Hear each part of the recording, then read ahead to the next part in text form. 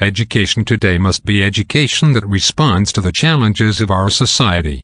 Among these challenges are environmental issues, climate change effects, misuse of water resources, among others.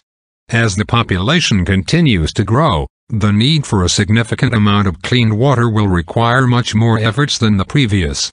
First solution is to know how we can better use the water resources we have today.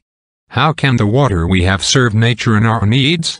For the sustainable solution, at Don Bosco Gatenga Technical and Vocational Education School, the educational system has added water and wastewater treatment course among the courses offered in the school. With the support from Don Bosco Mundo, the school has been able to set up modern wastewater treatment lab that will help students to get advanced skills in this domain. Good day, my name is Treasure from Festo. Today I'm here at Don Bosco TVET College to commission what we call EDS, which stands for Environmental Discovery System, specifically for water management. So this system is ideally for technical education, to learn about all the different water processes. How do we purify water? How do we transport water? And how do we treat wastewater?